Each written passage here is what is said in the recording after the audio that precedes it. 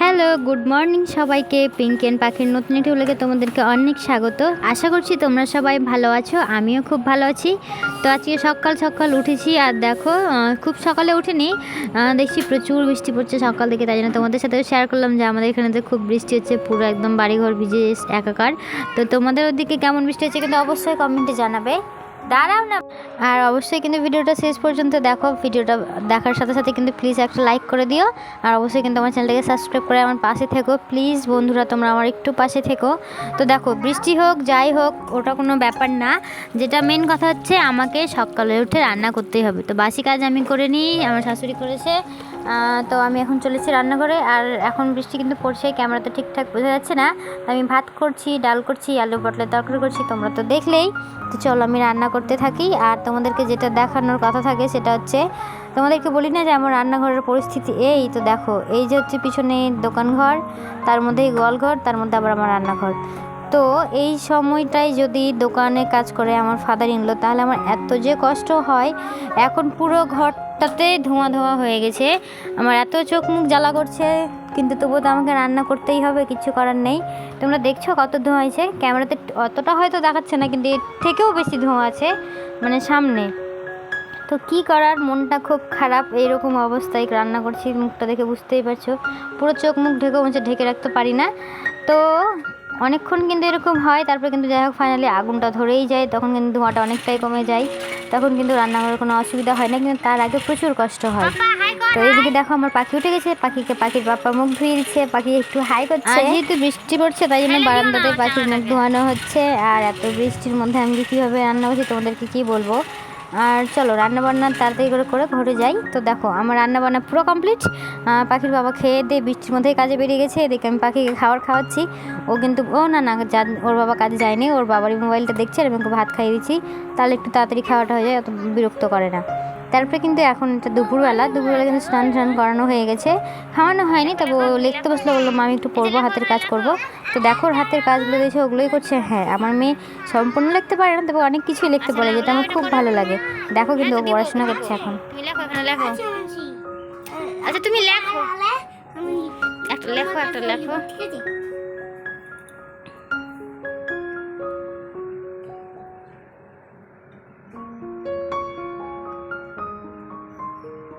ইয়ে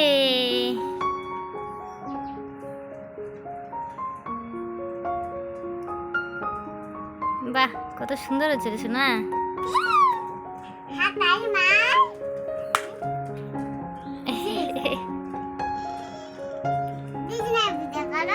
দুজনেই করলাম। দারুণ করলা।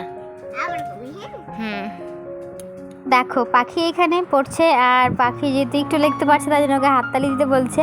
তো লেখা ডাকা হয়ে গেছিলো, আমরা খেয়েছি, একটু হয়তো রেস্ট করেছিলাম। তারপর দেখো এত বৃষ্টি হচ্ছে সারাদিন, যে কি বলবো। এখন তো প্রায় বিকেল, এখনও কিন্তু বৃষ্টি থামেই নি। তো আমরা একটু মা মেয়ে এনজয় করছিলাম, যেহেতু আমাদের জানালাটা দিয়ে বৃষ্টিটা দেখা যায় খুব মানে ভালোভাবে, আর গ্রিলও দেওয়া নেই, তো খুব ভালো লাগে আমার বৃষ্টিটা দেখতেই হবে।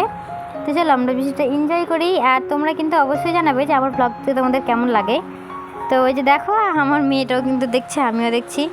এখন কিন্তু সন্ধে হয়নি, ওই সন্ধ্যের আগের সময়টা আমার পাখিকে একটু হরলিক্স খাওয়াবো। ও যেহেতু মিল্ক দিয়ে খায় না, ওয়াটার দিয়েই খায়, একটু লুকিয়ে টুকিয়ে মিল্ক দিয়ে খাওয়ানোর চেষ্টা করি, যেহেতু ওরা খাওয়া খুব ভালো, হাড় শক্ত হয়, ক্যালসিয়াম থাকে প্রচুর পরিমাণে। তো সেই জন্য আমি আর হরলিক্সটা বলছিলাম, চলো এবার ওকে হরলিক্সটা খাইয়ে দিই। আর আমার পাখি জানো একটু হরলিক্সটা খেতে ভালোবাসে, খুব না তবে একটু ভালোবাসে। ও যেহেতু ভাতটা সেরকম খায় না। আর তোমাদেরকে তো আমি একটা বৃষ্টির দিনের ব্লগ শেয়ার করছি, সেই সঙ্গে দেখো প্রচুর বৃষ্টি পড়ছে এখনও। মানে আমি যখন ভিডিওটা এডিটিং করছি ভয়েস ওভার দিচ্ছি, এত বৃষ্টি যে কি বলবো, মেঘের আওয়াজে হয়তো তোমরা বুঝতেই পারলে। তো দেখো পাখির দিকে হরলিক্স খাওয়া প্রায় শেষ। আবার দেখো আমি তোমাদেরকে বৃষ্টি দেখাচ্ছি, কারণ বৃষ্টি আমার প্রিয়, খুব ভালো লাগে আমার বৃষ্টি দেখতে।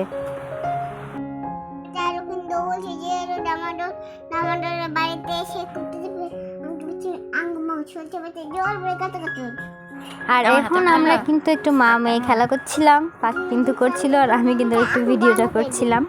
তো প্লিজ তোমরা ভিডিওটা দেখো, ভালো লাগবে দেখতে।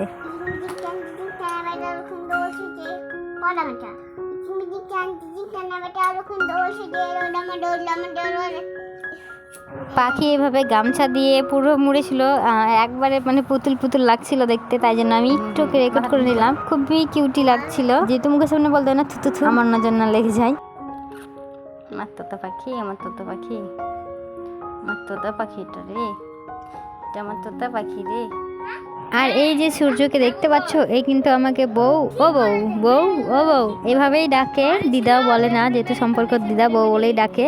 তো সেটাই আমি একটু রেকর্ড করছিলাম, কেননা বড় হলে তো স্বীকারই করবে না যে হ্যাঁ আমি তোমাকে এইভাবে ডাকছিলাম। আমাদের নাতি আর দিদার একটু গল্প শুনে নাও।